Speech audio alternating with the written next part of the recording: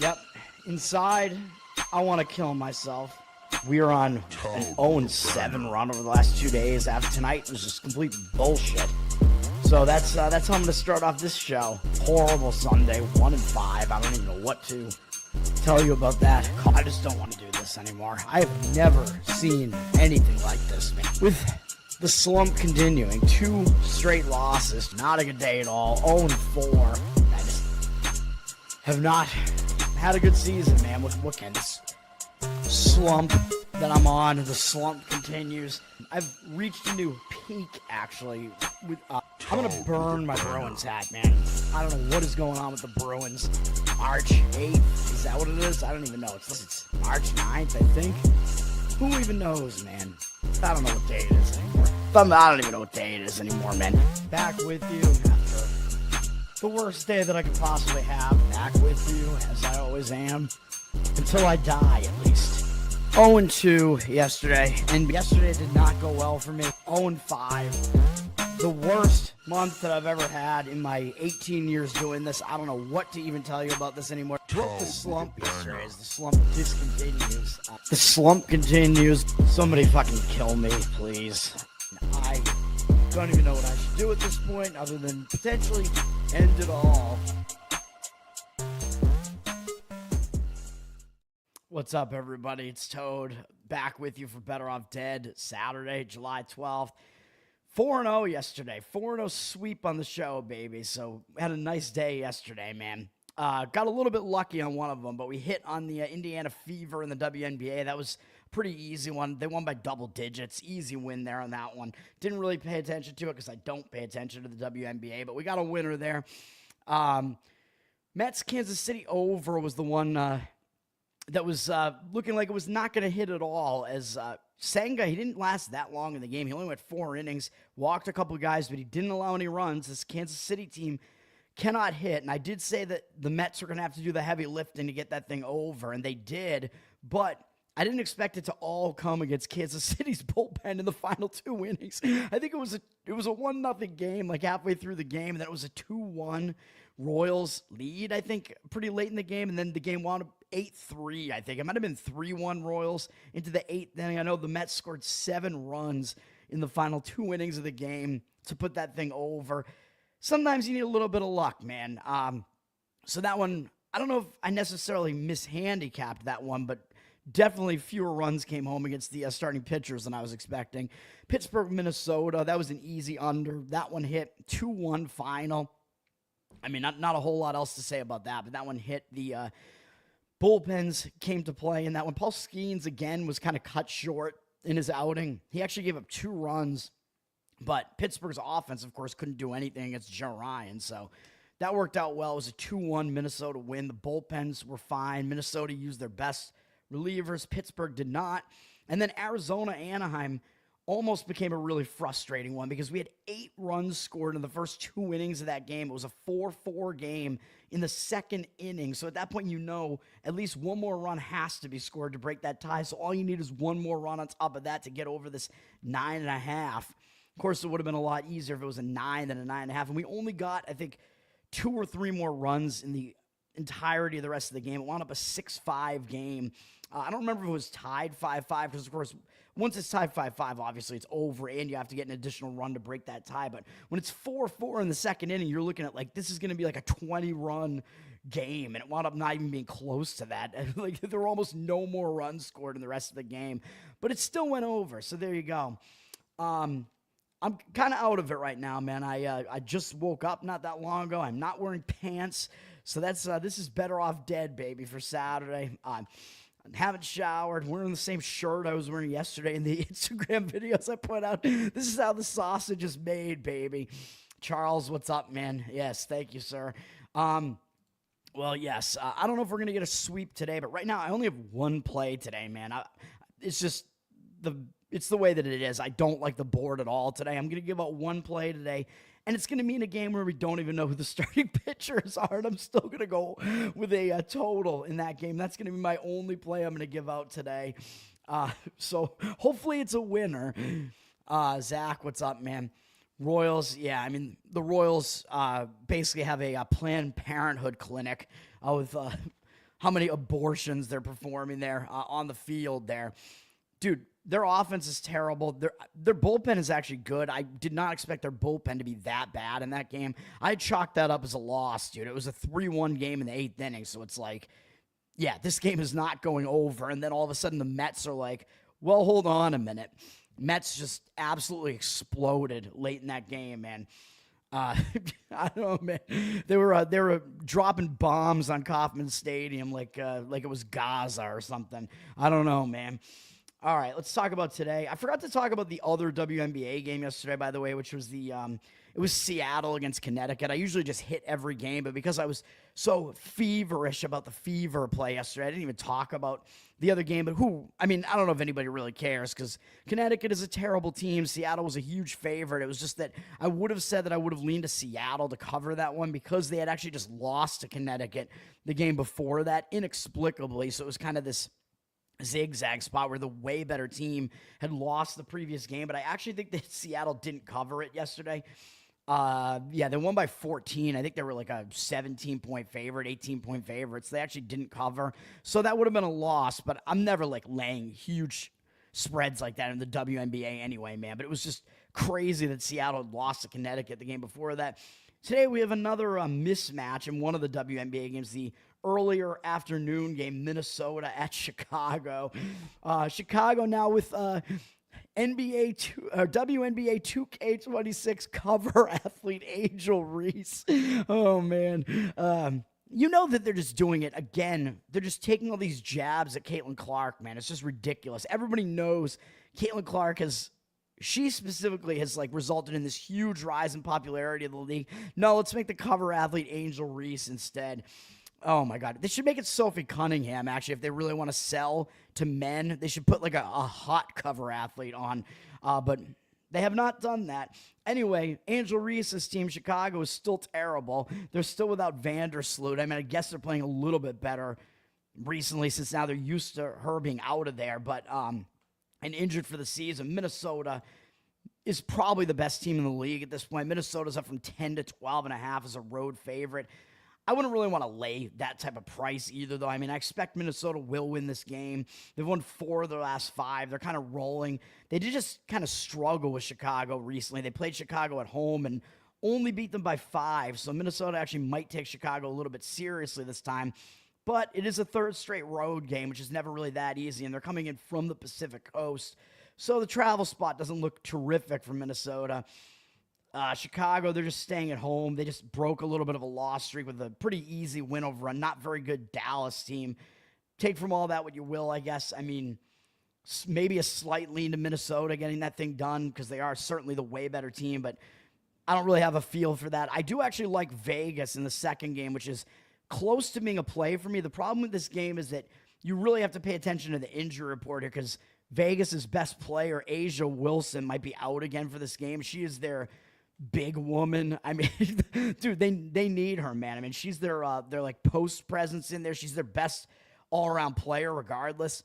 If she's out, then obviously it will impact the line a little bit. And right now I think the books have kind of thrown up a line in this game, kind of splitting the difference here. So I think if it is announced she is going to play, I think she has like a wrist injury right now. I think it's different from the injury she had before. She got injured in the previous game and had to come out of the game. Lines up from Pick'em to -1.5 on Vegas. But I think if Wilson isn't going to play, you're going to see this line drop back down a little bit. And if she is, I think it'll move up a little bit. So I think the books, again, are kind of splitting the difference there. So you have to kind of really pay attention to it. But to me, it looks like she actually might not play based on the reports that I'm seeing. It looks like she's not really that likely to play, but I could be wrong about that. I mean, it's 4 o'clock p.m. Eastern is when this game is going off. Given the situation, I do actually lean to Vegas, though, because Golden State's playing a 4th straight road game, which is not really easy on the face of it, but they came off blowing out Indiana in Caitlin Clark's return, which, as I always say, that's a reverse injured player spot. And when a star player comes back, the team has to completely readjust to that player coming back. And sometimes they're just not there. The chemistry is just not there. Indiana had a horrific shooting game in that game. It was just a complete outlier of a game. And Golden State was able to blow them out by 19. So Golden State, that was kind of a misleading result. There were some factors in there that you have to consider. And Golden State, is probably feeling pretty high on themselves. Yes, they're going to want to beat Vegas, but Vegas is actually behind them in the standings now. And I think if the public is looking at this, they might think, well, wait a minute. How am I getting the team with the above 500 record as an underdog against a team that's below 500? Well, Vegas is still the better of these two teams, in my opinion, slightly. So if Wilson was playing, I think Vegas should probably be about a 3-point favorite at home, to be honest. But Golden State does have the above 500 record, Vegas below 500. Golden State is playing a lot better than you would expect that they would be. The last time these two teams played, and this is part of the handicap as well, Golden State actually annihilated Vegas by almost 30 points the last time they played, 95-68, just an absolutely embarrassing result for Vegas. I think Vegas is going to remember that. That was at Golden State, so I think this is kind of a revenge spot for Vegas as well. And Vegas is also coming off a pretty ugly loss to Washington. That's not great either. Washington seems like they kind of have Vegas's number. They keep playing Vegas very competitively, even at Vegas, so I think they just match up fairly well against Vegas. And, of course, like I said, Wilson did go down in that game, I'm pretty sure as well. And Vegas was coming off a pretty tough game against the Liberty the game before that, and it was a 5th straight road game. So it was really not a great spot for Vegas in that game. Now they're returning home, and I know I always say in these sports when you return home, that's not the greatest spot either because you kind of have to get back to family life, whatever. I think Vegas has had 3 or 4 days off, though. So Vegas does have an extra day off in comparison to what Golden State has. So I think that's enough time off that maybe they can just break this losing streak, whatever. Overall, I lean to Vegas. I think if we were sure that Wilson was going to play, I would probably just jump in on Vegas. But then again, actually, you know what? Because she's injured, I'm gonna do it anyway. You know what? Fuck it. Let's have a W. Let's have some WNBA action. Let's have some action with the ladies today. Women's action, man. I'm gonna do it. Wow, I actually see it out there at +1 on Vegas. I actually see it out there. Probably can't get the money line as an underdog though, but you can get +1 and just throw all the money on that. Yeah, you know what? Let's do it. Stacks, what's up, man? Yeah, women. Obviously, I'm getting heat right now on Twitter again for saying that we should abolish the 19th Amendment. Thanks for 19,000 followers on Twitter, by the way, everybody. Thank you very much for that.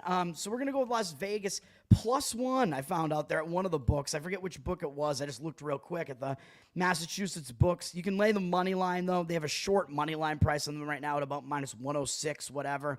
If you're getting them at an underdog price, and if why wasn't I thinking about this, man? If Wilson isn't playing, because I'm pretty sure she played in the last game, right? Let me just make sure of that before I actually say this is definitively a play here. If she got injured in the last game, you know what? She didn't. Fuck.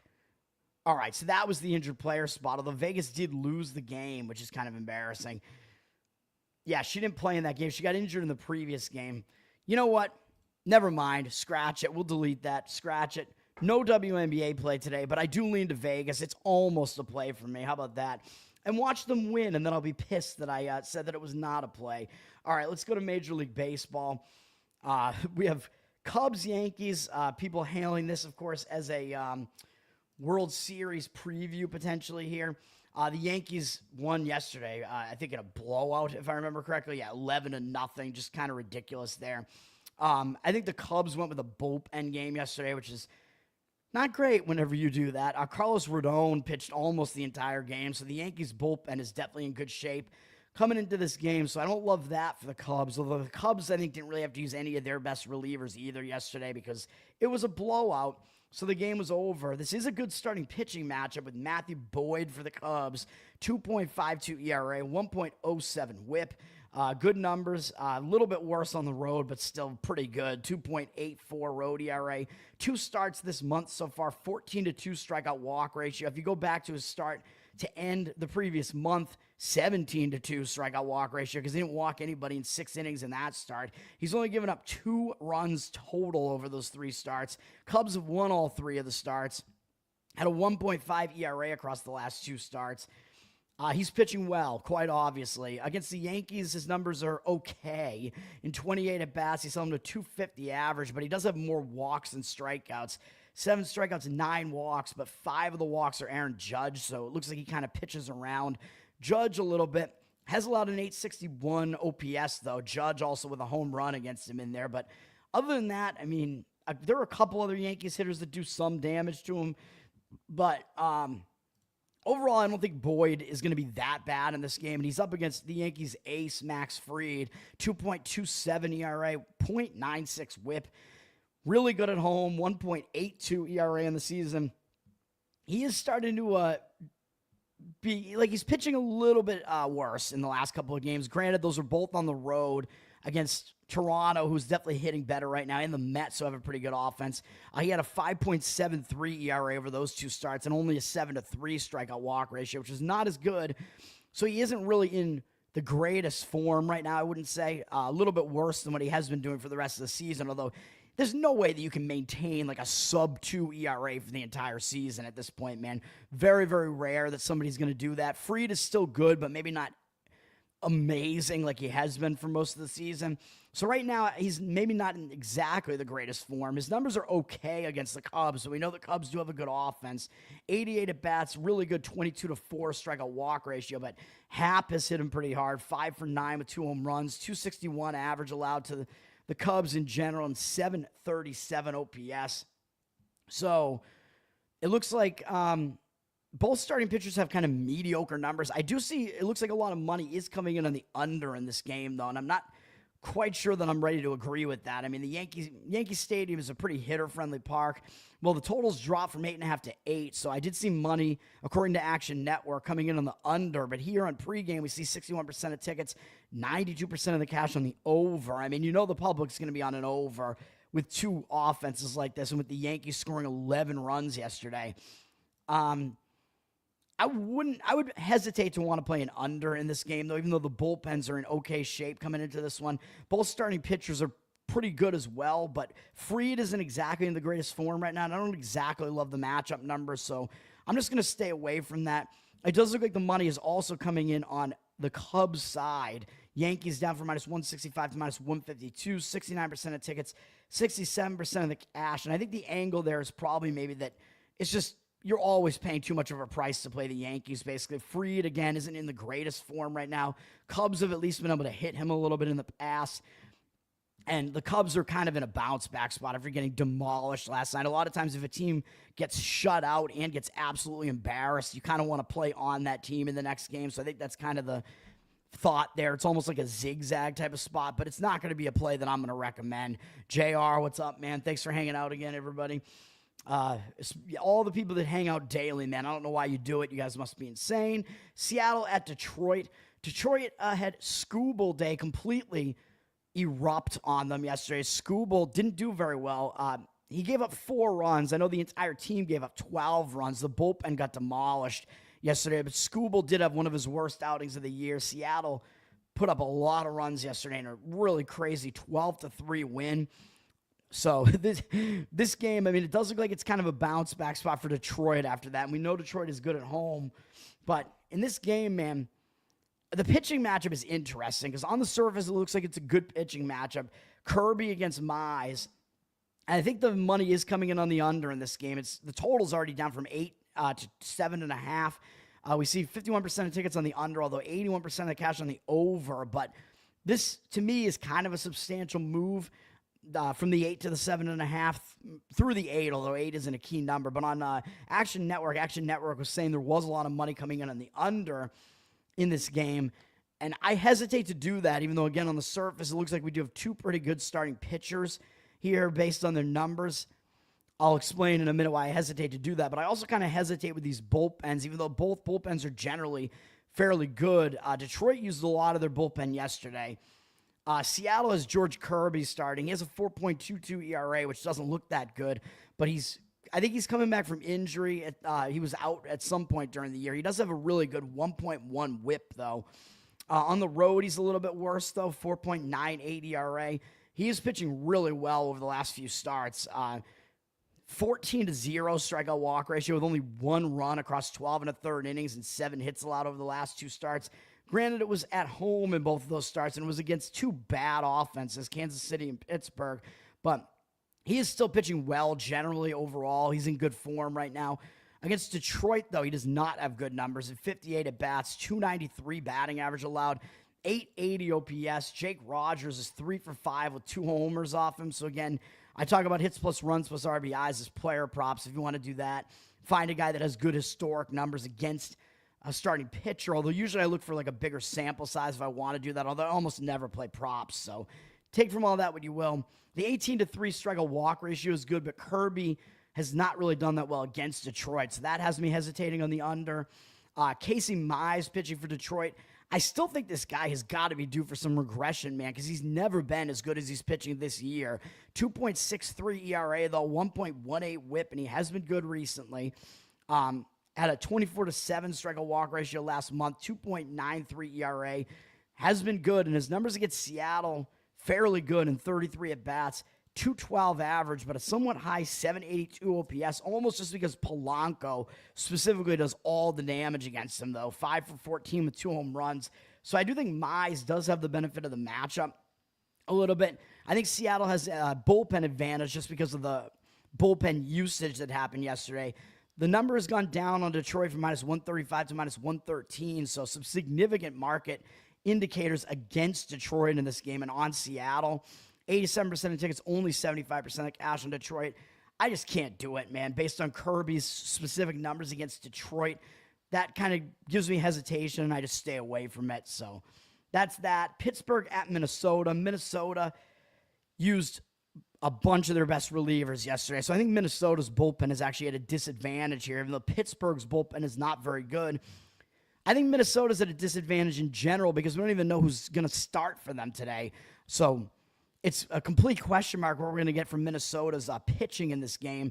Pittsburgh, their bullpen is better rested, and at least we know who their pitcher is going to be. It's Mike Burrows, who is in his rookie season, and he's been okay. 3.63 ERA, 1.31 whip. He's been better on the road, 2.81 road ERA.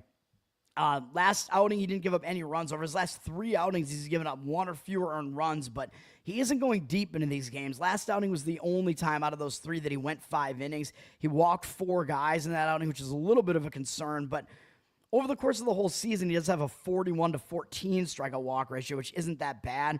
His numbers are actually pretty good. He has more strikeouts than innings pitched, fewer hits allowed than innings pitched. The home run ball has been a little bit of an issue for him.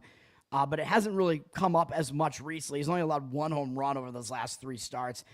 So he is kind of pitching well, and he's a guy who has never been seen before by Minnesota. So these young pitchers, as I always preach, a young pitcher with good stuff tends to have an advantage over an offense that hasn't seen them before, especially an offense that isn't really that good. And given that we don't even know who's pitching for Minnesota here, and Minnesota's bullpen used most of their best relievers yesterday, I think Pittsburgh might be worth a look in this game.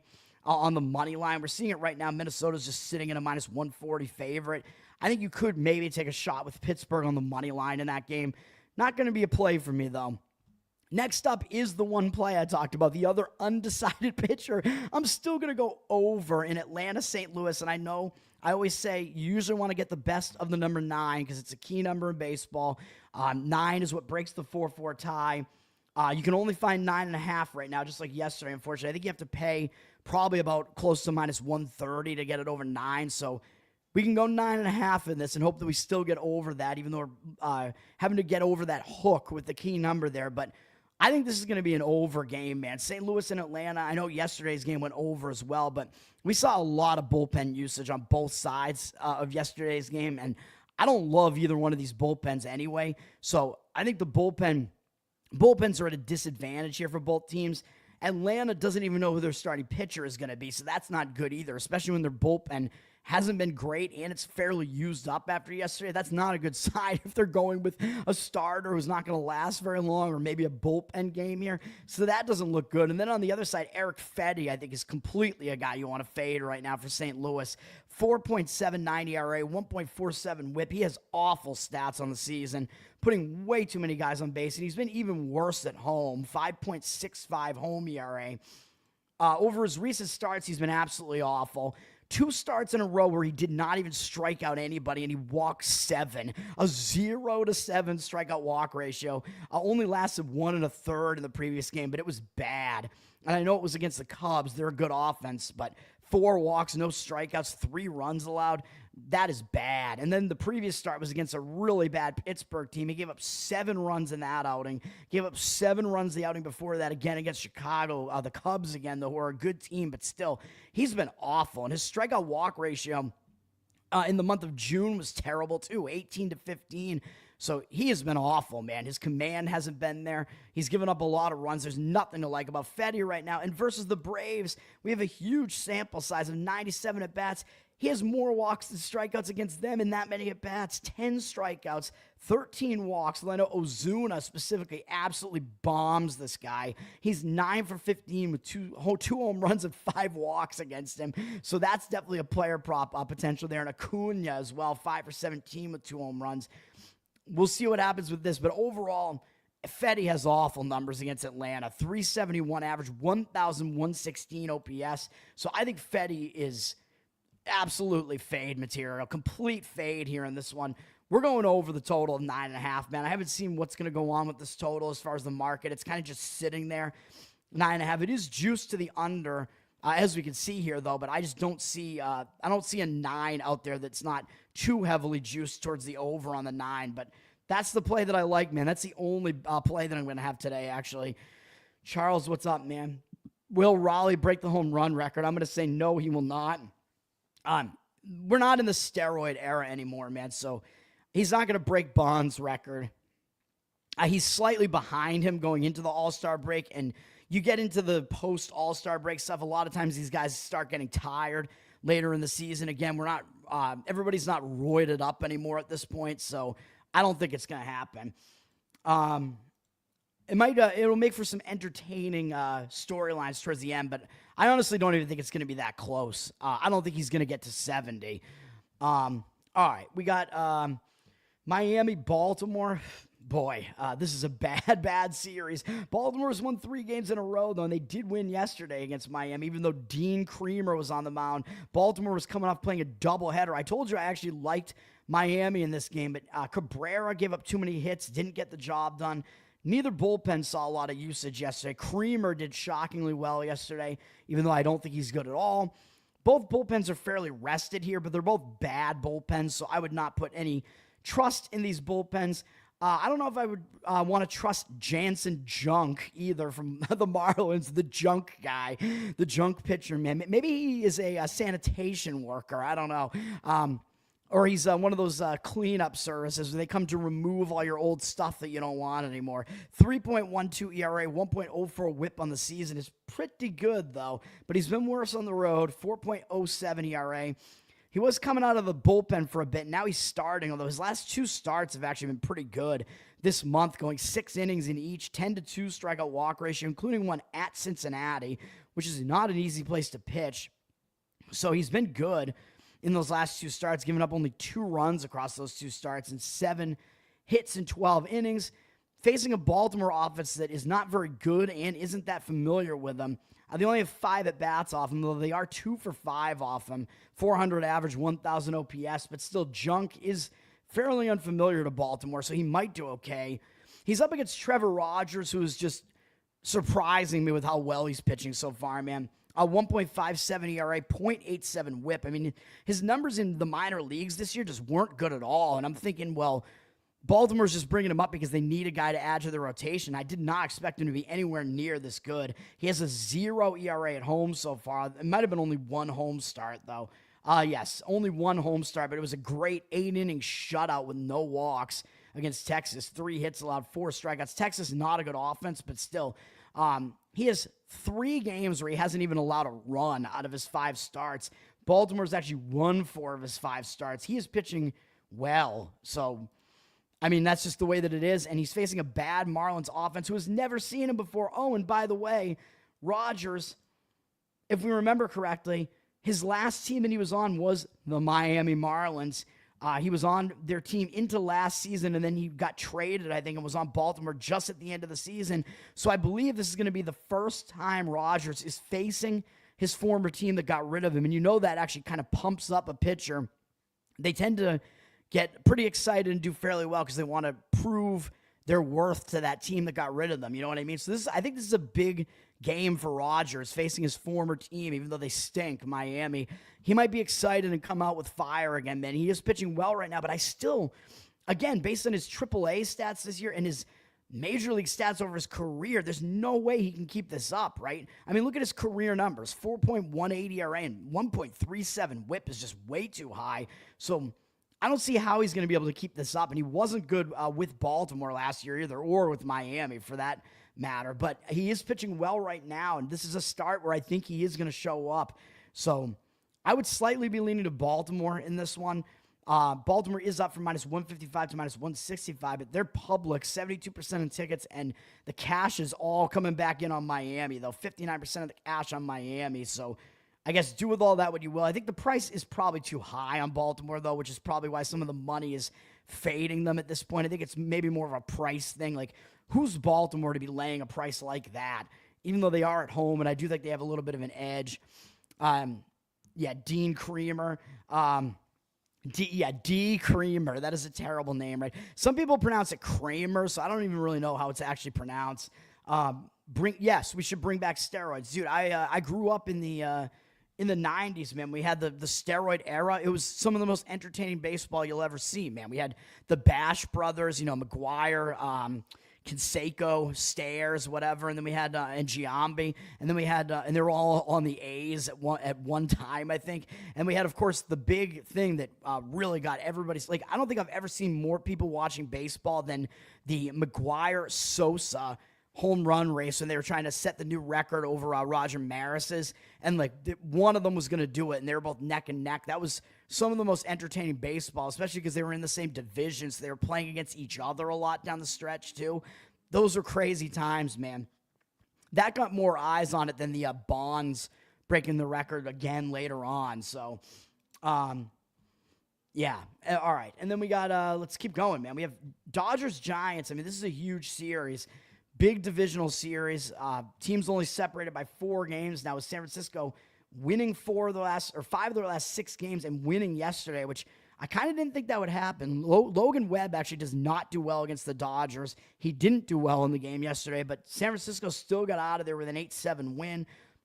Both teams used some of their better relievers yesterday, so I don't know if I love the bullpen situation here. San Francisco does have the better of the 2 bullpens, and LA is basically going with a bullpen game here, remember, because Ohtani is listed as the starter.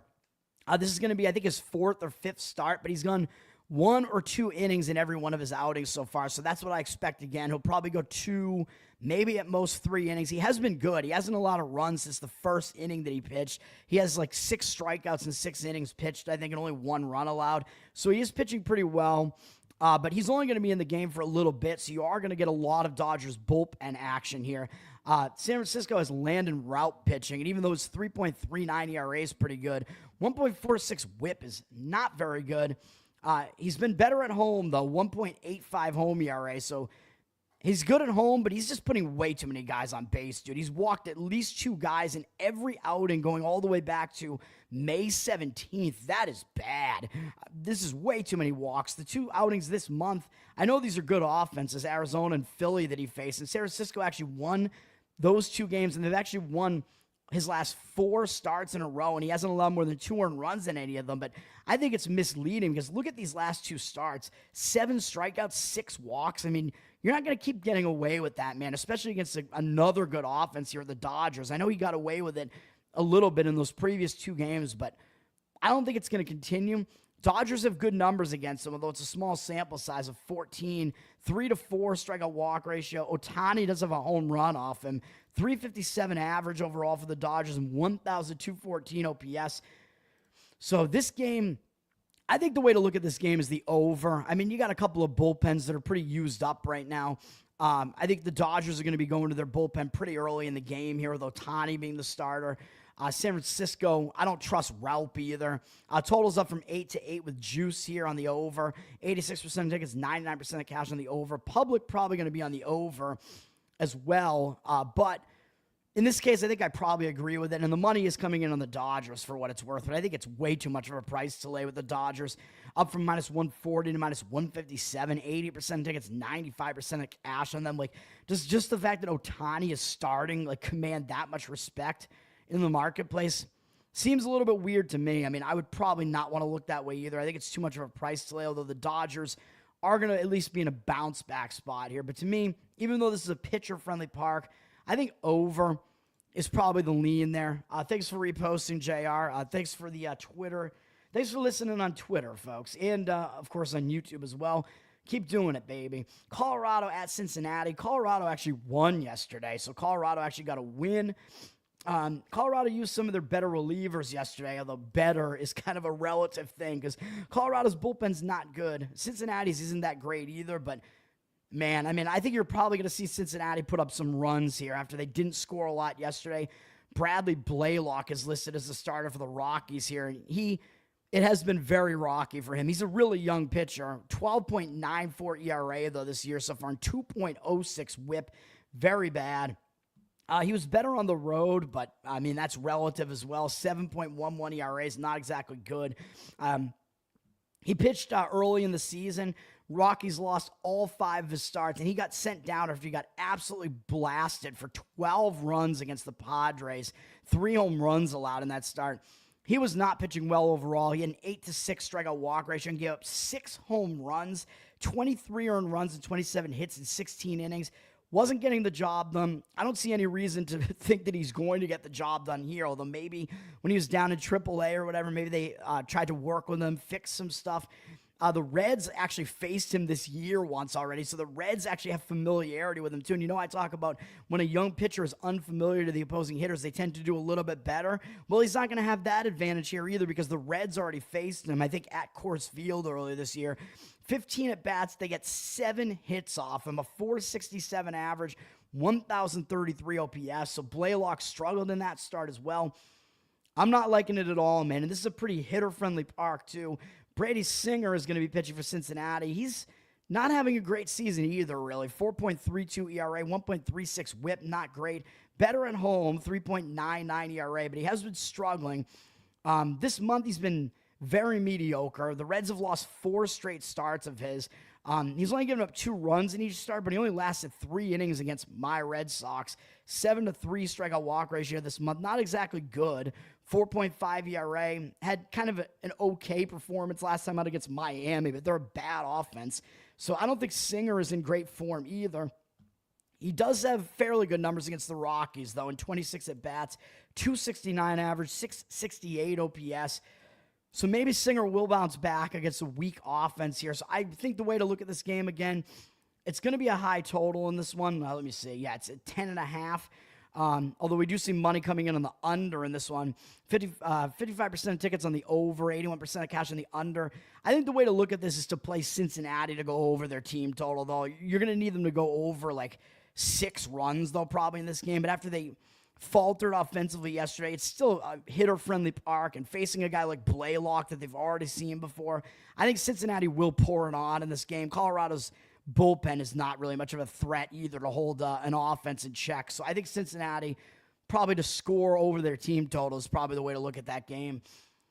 Ohtani, single-season home run record for a pitcher. Well, I don't know, because he'd have to beat his own record probably, or maybe Babe Ruth still holds the record for it. I don't even know. I don't know what the record is for that. But Babe Ruth was hitting home runs even when he was a pitcher. Ohtani was a pitcher until the last 2 seasons or so, so he was doing both as well. So he has seasons of his own where he had a lot of home runs when he was also a pitcher. So I don't know the answer to that. Tampa at my Red Sox. The Red Sox continue to win, even though I told you, yeah, they're playing really well right now. They're hot. Their offense is pretty hot right now, but beating Washington and Colorado, not that impressive, although now they've beaten Tampa twice, but again, by 1 run each time. And I told you that early in the season, the Red Sox probably were a little bit better than they looked because they lost a lot of 1-run games. So now they're winning some 1-run games. So some of this might turn around. And yesterday, of course, they were losing in the 9th inning. And Rafael, who's been really hitting well recently, hit a walk-off 2-run home run, I believe, yesterday. Huge hit for him. He's playing really well right now, man. I think he is definitely a young star. Red Sox have a lot of young talent on this team, man. As a Red Sox fan, I am excited to see what they do. I don't think it's going to be something that coalesces this year. Everybody say they're going to win the World Series now. I'm not even sure they're going to make the playoffs, but I mean, I like how this young team is shaping up for the next few years. Probably, hopefully, they can at least make a run at a championship in the near future. Tampa is playing at Boston. Shane Baz is pitching for Tampa. He's been mediocre this season. 4.34 ERA, 1.26 WHIP. Better on the road, though. 3.1 ERA on the road. He has faced the Red Sox twice. His last outing was at Fenway Park against the Red Sox. Tampa won the game, but Baz was mediocre in the game. He walked 3 guys, struck out 5 and 5 1/3, and gave up 3 earned runs. Limited the Red Sox to 3 hits, though. It wasn't his worst start. And against the Red Sox early in the season in Tampa, he did really well against them with 11 strikeouts in 6 innings, no walks, 2 hits allowed and 1 run. Overall, Baz actually does do well against the Red Sox. In 57 at-bats, 211 batting average and 590 OPS. Red Sox don't tend to hit him that well. He's in pretty good form in 2 starts this month, man, with a high strikeout rate, even though I know the Rays lost both of his starts. Wasn't exactly his fault because he went 13 innings combined. He did allow 3 home runs, which is a little bit of a concern. But he had an 18-3 strikeout walk ratio. So, yeah, the home runs are a little bit of an issue for him. He's allowed 17 on the season. I mean, he does pitch at a home run-friendly park in Steinbrenner Field there, the spring training stadium that Tampa plays in. Yes, Fenway is also pretty home run conducive, but I think he might do pretty well in this game against the Red Sox. I mean, he hasn't been bad against them this year, and overall, he does pitch well against them. He's going to have to go up against Garrett Crochet, though, who is the Red Sox ace, obviously. 2.39 ERA, 1.09 WHIP. He's been a little bit worse at home, 2.79 ERA, but, I mean, he's Crochet, man. He's really good overall. I had a 55-8 strikeout walk ratio in June. The Red Sox have won 6 of his last 7 starts, I think is what that is. Coming off not the greatest start against Washington, where he only went 5 innings, gave up 9 hits and 2 walks. I mean, that's pretty bad. He had over a 2 WHIP in that game, but he still held him to 2 earned runs somehow and struck out 7. But I'm not ready to say he's in bad form, although he did give up 5 runs the previous start against Cincinnati. But through those 3 starts, he still had a, a 26-6 strikeout walk ratio. So he's still producing, man. He's still got a high strikeout rate, low walk rate. He's still got command. And against the Rays, they only have 8 at-bats ever against him, and they're 0 for 8 with 3 strikeouts and a walk. So a 0 average and a 111 OPS, if you can do the math on that one. Some easy math there. So this one, now it looks like both starting pitchers match up pretty well in this game. Money is actually coming in on the over, though. It's flipped from 8 juice to the under to juice to the over. 61% of tickets, 97% of cash on the over. I would be looking under in the first 5 innings in this one because I think both starting pitchers actually might do well and match up pretty well, but I don't trust the bullpens right now. Both bullpens had a lot of usage yesterday, especially the Red Sox. So I think under first 5 innings is probably the way I would look at that game. Not a very strong lean on that one, but that's those are my thoughts on that one.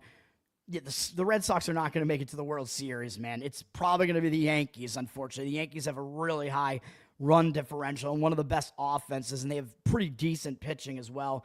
Crochet can knit together a good game. That's right, yeah. Shout out to that Anna chick who at least was doing crocheting with Crochet. I don't know if you've seen this.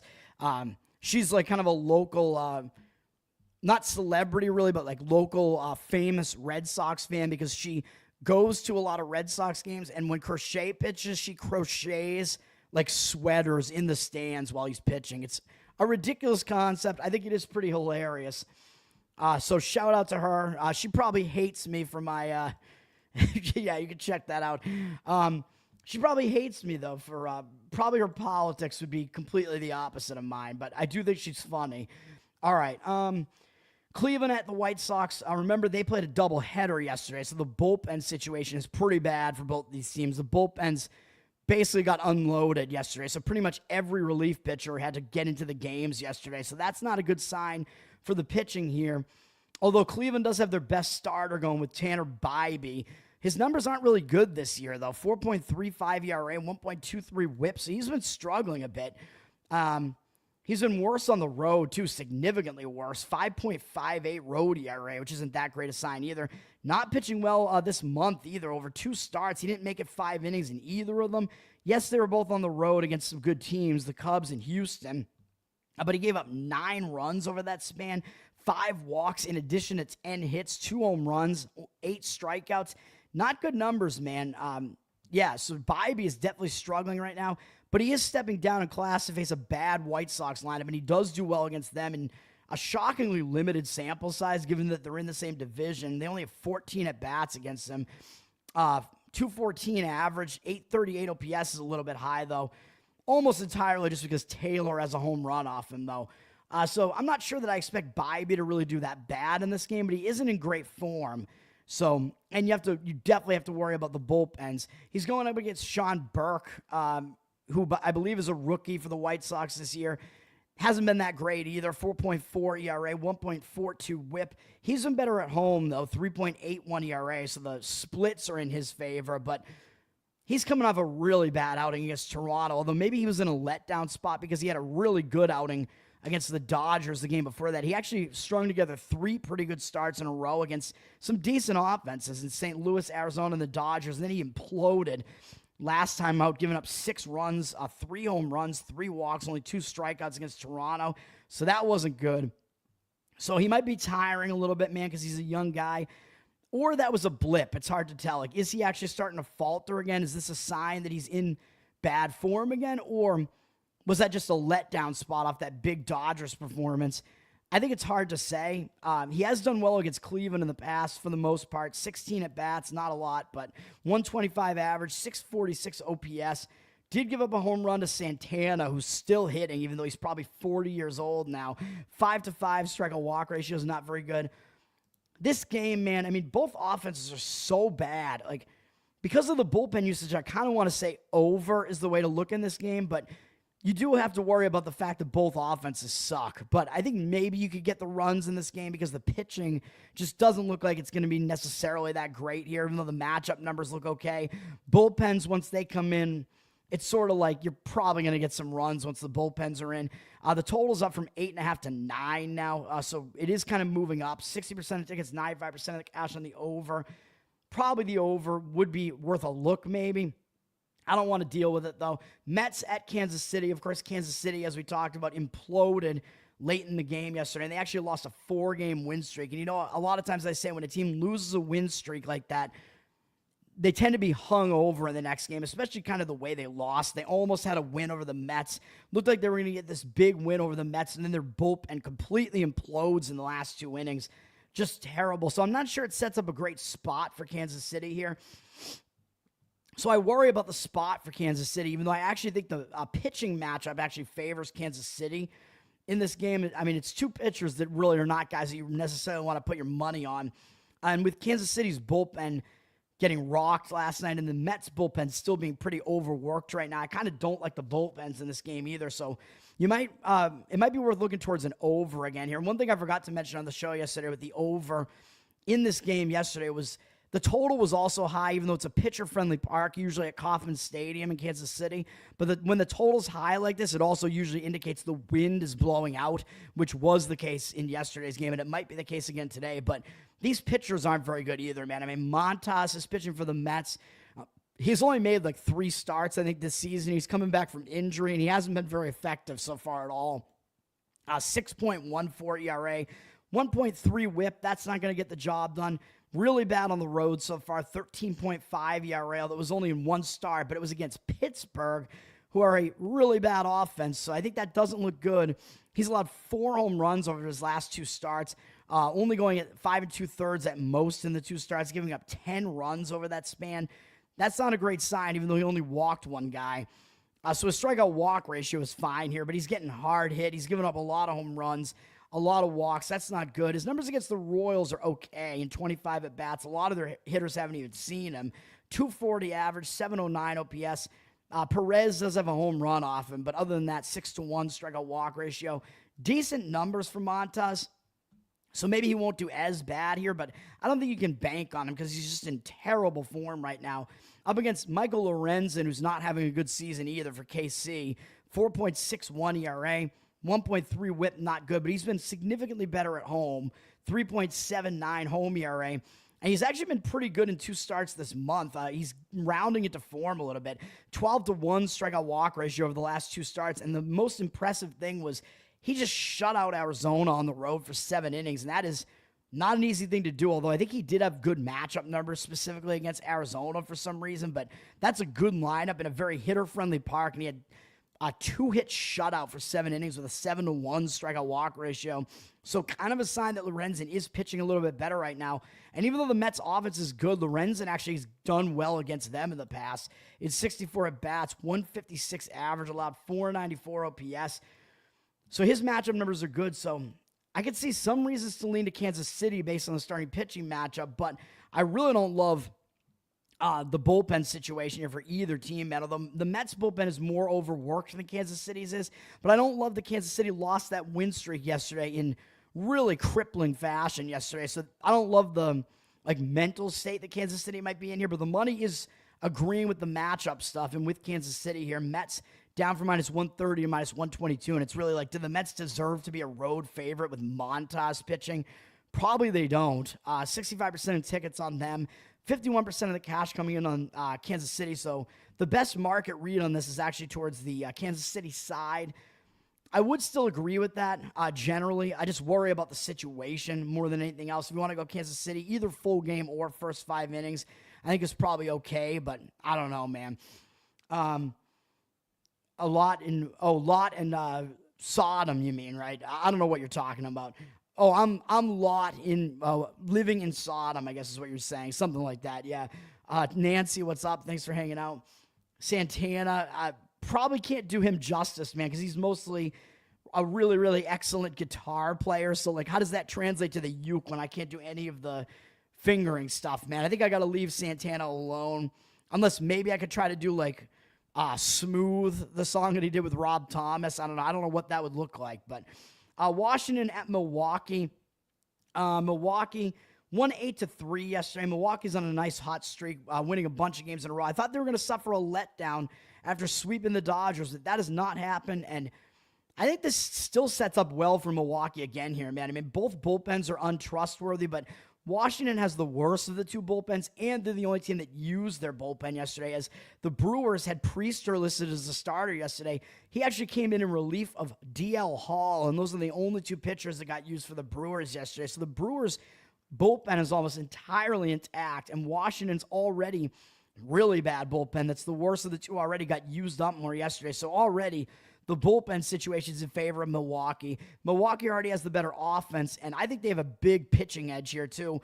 Washington has Shinosuke Ogasawara pitching. He's making only his 2nd Major League start ever, and his first start wasn't good against the Red Sox. He got rocked in 2 2/3. He gave up 7 hits, 4 earned runs, a home run. Did have 2 strikeouts and no walks, but he was very ineffective. He got blasted. So even though he's a young pitcher, it hasn't been seen before by these opposing hitters, he does have kind of a funky delivery, and he does throw a lot of weird off-speed stuff, which can kind of keep some hitters off balance. But I don't know that he's going to do that well here, man. I mean, that first start is really not a good indicator, and Milwaukee is a good offense, even though they're better on the road typically. But Milwaukee's offense has been hot recently too, so I don't expect much out of Ogasawara, and if he's out of the game early, Washington's bullpen coming in looks pretty bad as well, and he's going to have to go up against Brandon Woodruff, who, as I mentioned, he's only made 1 start so far this season. As I mentioned, he was coming back from an injury where I think he's been out of Major League Baseball for 2 years. He's only been on Milwaukee, I believe, his entire career, and he actually had really good numbers throughout his career, and then everybody, I think, forgot about him. He was kind of this guy. He's not really a big name. His numbers have been really good throughout his career. Then he got sidelined by this injury, and it was like, well, how is he going to bounce back from that injury? Well, how about a 6-inning, 2-hit, 1-run performance with 8 strikeouts and no walks against Miami? I know it's Miami, and they're a bad offense, but he dominated, man. So that is a good sign that his command was totally there. If he had 8 strikeouts and no walks, he gave up a home run, but he barely gave up anything else at all. So Woodruff looks like he's already right back in good form here, man. His numbers against Washington in his career are good. 68 at-bats, 19-3 strikeout walk ratio.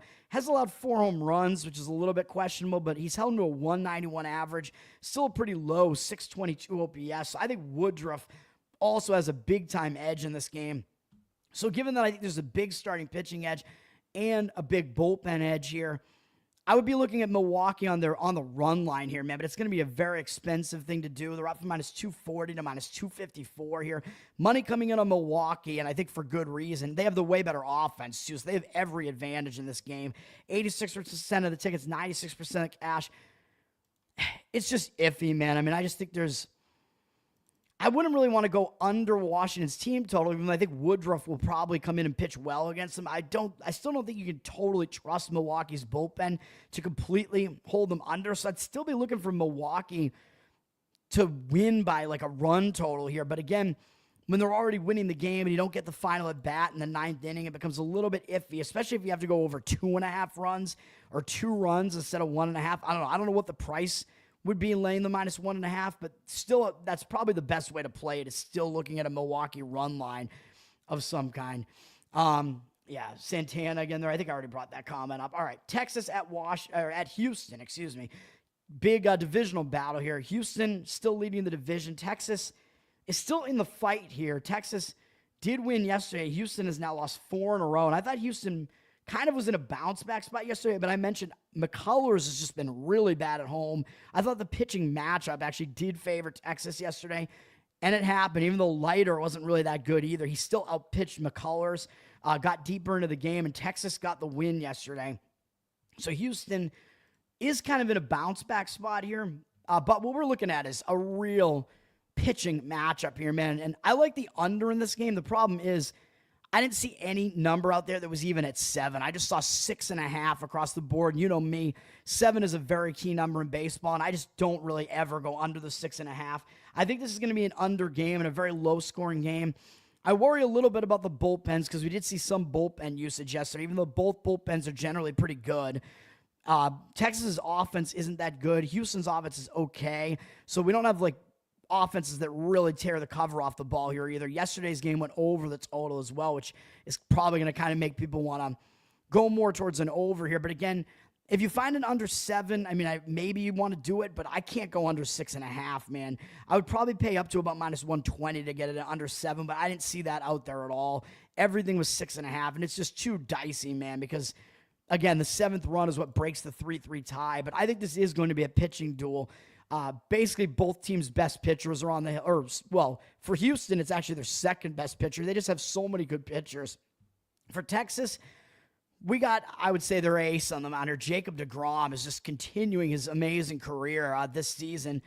In his late 30s, he's still pretty much dominating. 2.29 ERA, 0.91 whip on the season. He's been a little bit worse on the road, 2.72 ERA, which is still quite good. A little bit worse this month, though, with a 4.09 ERA in 2 starts, but still an 11-3 strikeout walk ratio. I mean, he still hasn't allowed more than 3 earned runs in any start, going all the way back to his second start of the entire season. So he is still pitching really well, and he has good numbers against Houston in 41 at-bats, 9 strikeouts, no walks. Only Caratini does damage off him for whatever reason. I don't even really know who he is, but he's 6 for 17 with 2 home runs.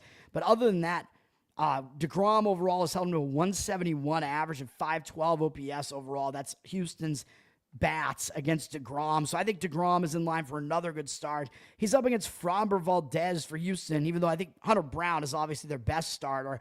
Framber Valdez could be an ace on most other pitching staffs, man. So Houston's starting pitching rotation, pretty good, and Valdez is certainly part of that. 2.9 ERA, 1.15 whip. He's been excellent at home, 1.83 home ERA. Pitching really well recently, too, allowing no more than 2 earned runs going all the way back to mid-May, which was hilariously a start against Texas where he allowed 3 earned runs, but he still went 7 innings, 8-1 strikeout walk ratio there. Houston has won, I believe, 11 straight starts of his. Houston has won. I mean, that's a crazy streak to be on. Valdez is walking too many guys. I mean, he has walked 17 guys in his starts going back to the start of June, although he does have a ton of strikeouts over that span, 42 strikeouts. So his strikeout rate is really high. His walk rate is too high as well, but he's not allowing that many hits. He did allow 2 home runs last time, but it was against the Dodgers on the road. I mean, that's a good offense. Still pitched pretty well. Went 6 innings, 7 strikeouts, 2 walks, 4 earned runs. Not a horrible start given the fact that he was up against that great offense. That was actually, my apologies, that was actually the one other start this entire year where he gave up more than 3 earned runs. I don't think he's in bad form, though, or anything like that. I mean, he was pitching so well before that. He hadn't allowed any home runs going all the way back to late May. He just doesn't allow a lot of hard hits typically, so he's good. He's stepping down in class again from the Dodgers to face a weak offense here, and they have a lot of familiarity with him. 196 at bats, and they still have not done a whole lot against him. 53-17 strikeout walk ratio, kind of a lot of walks again, but still 214 average, 634 OPS. Valdez has done well against him, so again, I think the under is what you're looking at in this game. We have 67% of tickets, 61% of cash on the over. Total's gone up a little bit, actually, from 6 to 6.5. 6 is a ridiculous number, man. I mean, you could go first 5 innings under, but you're going to be looking at about a 3 on that, which is a very risky thing to do as well. But I do think the pitching is going to be good in this game, so I still lean towards an under some way. And if this number does creep up to 7, I think you could kind of go with an under in this game, maybe, but I'm not going to recommend it as a play here. Yes, a pitching battle is what I think. Philadelphia at San Diego. San Diego got the win yesterday, surprisingly, because I thought Suarez had a big edge for Philly yesterday over Berger, and San Diego has been using a lot of their bullpen, and they used again a lot of their bullpen. Last night, they had to use some of their better relievers to finish the game off. A close win for San Diego yesterday. So even though Philly generally has a worse bullpen than San Diego does, I don't think San Diego's bullpen is in good shape here, and I think you're probably looking at a situation where San Diego's bullpen is coming into this game first in this game because Philadelphia has their ace on the mound, Zach Wheeler, 2.17 ERA, 0.84 whip. He's been dominating this season, even though he's in his mid-30s. He's still just, he's just excellent overall. A little bit worse on the road, 2.52 ERA, but still really good. He's in a pitcher-friendly park here. Yeah, he's coming off a complete game against Cincinnati. Threw 108 pitches, which is kind of a lot, but, I mean, he throws over 100 pitches quite often, so that's not anything atypical for him. So I don't know he's going to be in like a huge letdown spot or anything like that. He did just face San Diego, so San Diego is recently familiar with him, but he absolutely destroyed them. He shut them out for 8 innings. So over his last 2 starts, he's gone 17 innings long, only 7 hits, 1 earned run, no walks, and 22 strikeouts. Absolute domination from Wheeler. I mean, I don't expect him to do this again against San Diego, but I think he's going to still be good against San Diego. And his numbers in his career, in a huge 121 at-bat sample size, he's dominated San Diego. 28-2 strikeout walk ratio, 174 batting average. You almost never see numbers this low in a huge sample size like that. 427 OPS. So even though San Diego just saw him, I still don't expect Wheeler to do that bad here. And he's up against Yu Darvish, who just came back, making his return from injury. He had to face a pretty good lineup, Arizona, but Philly is also a good lineup. And Darvish didn't do well in the game. 3 2/3, 3 hits, 2 runs. Not terrible, but 5 strikeouts, pretty good, but 3 walks. He was a little bit all over the place. I mean, is he going to improve off of that? Yeah, probably. He'll probably get a little bit better. It may not be against Philly, though, in only his second start. He does have good numbers against Philly in the past, though. 154 at-bats, 38-7 strikeout walk ratio, 221 average, 694 OPS. So if you like the matchup numbers and you think with that game under his belt, he's going to actually improve and pitch better here, maybe you do want to go under in this game, although I would limit it to first 5 innings. The money is coming in on the under. It's at 7.5 with juice on the under. 57% of tickets, 91% of cash on the under. At least a 7.5 is a playable number, but with Philly's bullpen not being that good and San Diego's bullpen being very overworked right now, I just don't trust it that much, man. So I think if you're looking at the under, first 5 innings, but then again, 3.5 for that number again is a little bit dicey as well. So I just don't love it. Philadelphia has seen some money come in on them, up from -130 to -155, expecting Wheeler probably will outpitch Darvish and outlast him in this game. I would not disagree with that. 91% of tickets, 95% of cash coming in on Philly. And I think if we get to the bullpen situation like that, Phillies does have more rest at least. So I do slightly lean to Philly either, but I don't think you can lay a price like that with them on the road. Darvish maybe should do better in this game. I think the pitching matchup could be okay for an under there, but we will see. Arizona at Anaheim. Of course, we're still dealing with 2 really bad bullpens in this series, which is what I said yesterday as far as the over was concerned. I don't love the over as much in this game, though, even though the bullpens are both really bad. The starting pitching Not as bad as it was yesterday. Zach Gallen for Arizona. I know he hasn't been good this season. 5.15 ERA, 1.35 whip. Not good. He's been better on the road, though, away from hitter-friendly Chase Field there. 4.64 ERA. Home runs are still an issue, though. He's allowed 20 home runs over the course of the season, but he's actually been good this month with a .69 ERA, 13 innings across 2 starts, both wins for his team. Only allowing 10 hits, 1 earned run over that whole span, 1 home run, but whatever. 19-1 strikeout walk ratio is crazy. So his command has actually definitely been there over his last 2 starts. So he has actually pitched a lot better in those last 2 starts. His career numbers would suggest that he should get a little bit better than what his numbers have been so far this season. He has good numbers against Anaheim as well. 61 at-bats, 22-4 strikeout walk ratio, 197 average, 541 OPS. So I think he will actually probably pitch well. He's in good form right now. Has good matchup numbers against Anaheim. He's going up against Kikuchi, who's been fairly good this year with a 3.02 ERA, although his 1.38 whip still concerns me, man. He walks too many guys, but he's been really good at home, 1.69 home ERA. He's always better at home, although in his last start at home, he wasn't that good against a Texas offense that isn't that good. He only went 5 innings, allowed 4 earned runs, 2 walks, 6 hits, 4 strikeouts. That's not that great. He went on a run a few starts prior to like in June, basically, his last few starts in June, he was really getting a lot of strikeouts and his walk numbers had gone down. But now in July, over 2 starts, he's allowed 6 runs in 10 2/3 innings on 12 hits, 4 walks. 11 strikeouts is good, but his walk issues seemingly are coming back a little bit. So I don't know that we trust Kikuchi in his current form. His numbers against Arizona are pretty good, though. In 74 at-bats, 18-4 strikeout walk ratio, 243 average, 633 OPS. So maybe because he is still good at home, he hasn't been horrific in those last couple of starts, you're probably looking maybe at an under in the first 5 innings in this game, though the total's all the way up from 8.5 to 9 here. 79% of tickets, only 71% of the cash on the over, though, so maybe some of the money is coming back on the under in this one. I think under in the first 5 innings, though, because you don't want anything to do with the bullpen, so both starting pitchers might do okay in this game. First 5 inning under could be the way to look here. Money is also coming in on Anaheim for some reason, up from -109 to -116. 56% of the cash on them, but 81% of tickets on Arizona. Arizona continuing to be the public team.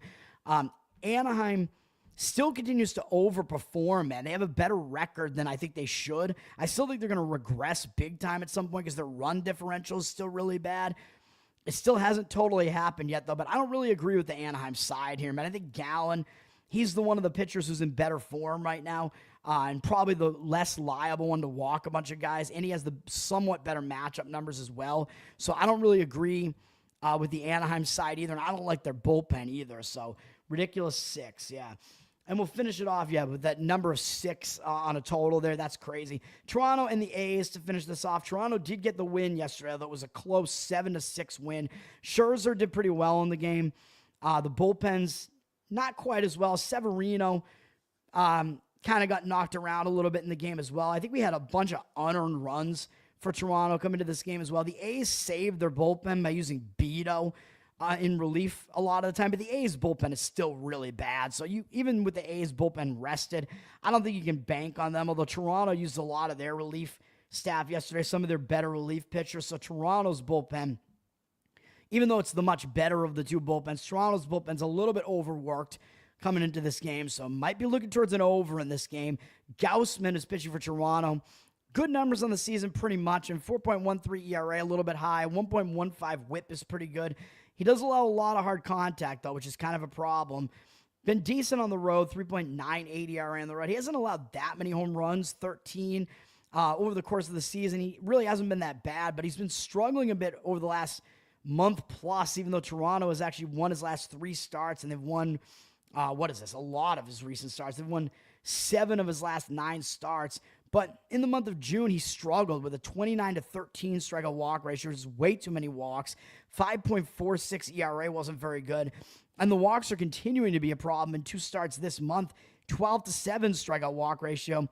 I don't know if we trust Gaussman, man, even though he allowed only 4 earned runs over that span against a good Yankee lineup in one of those starts as well, and Anaheim in the other one. But still, that is too many walks, man. So Gaussman, he's not in the greatest form right now, walking too many guys, and he has struggled against this A's lineup in the past. 49 at-bats, 306 average, 746 OPS, so Gaussman's numbers aren't really that good.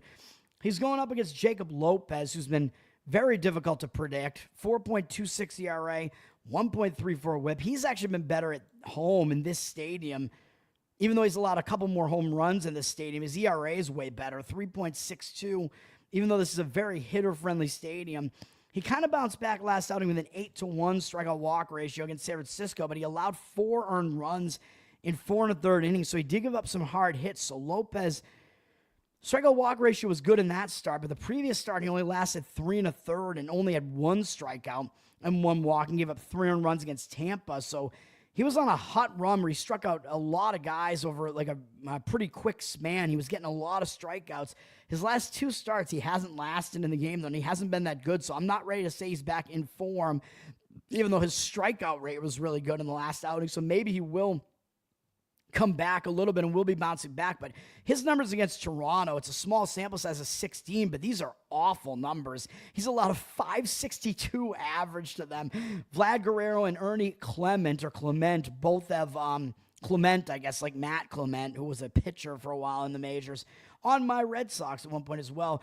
But they each have a home run off him. He's allowed a 562 average and 1,861 OPS, 1-2 strikeout walk ratio, not good. So that has me going over in this game, man. I don't think either bullpen is very trustworthy given the spot here.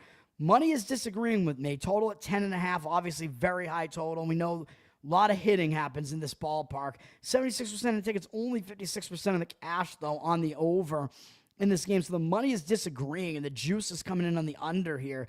Juice is loose, but I see almost only reasons to go over in this game, man.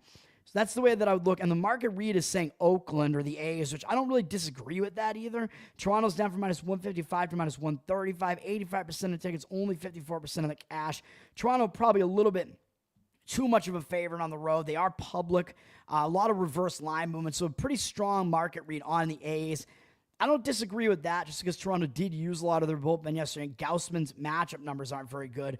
But we just saw the matchup numbers on the other side, man. So again, doesn't exactly look that great to me. So that's the way that I look at all those games, man. That's going to do it for me today. Thanks, everybody, for hanging out. The one play I've given out, even though we don't even know who's starting for Atlanta, Braves Cardinals over the 9.5 is the one play I'm giving out on the show today. Hopefully we get a sweep with that and we get there, man. I gave out some strong leans, at least, that almost made plays.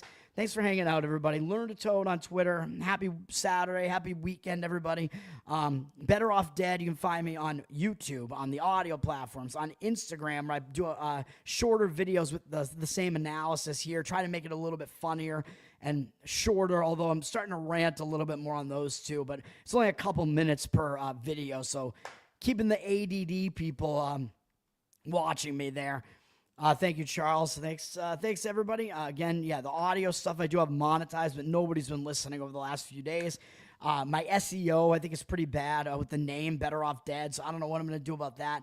Got to figure something out. And Covered in Uke is my Uke channel. I am putting up the stuff that I put on Twitter on the Uke channel now, Covered in Uke on YouTube, which I have to get the last couple ones that I did up there. And people have been finally talking and saying that they do want my Patreon. Yeah, that's right, Charles. The audio, I'm going to be doing that, so it's going to be for Patreon supporters. At Learn to Toad is my Patreon. At I think at probably the $15 level and up or something, or whatever I'm doing there, it's going to be you're going to get the audio feed, which is going to be the Covered in Uke podcast on Spotify. I'm going to put the audio up there of all the Uke covers that I'm doing, even though the audio quality is not very good because I'm just doing it on my phone. But maybe I could try to change that and do more recording with this mic, but I only have one mic here, so we'll see how that works. But that's in the works. Hopefully I can get some of that set up this weekend, actually. We will see. But that's the answer to that. Thanks, guys, for hanging out. Have a good day today. Have a good weekend, and peace.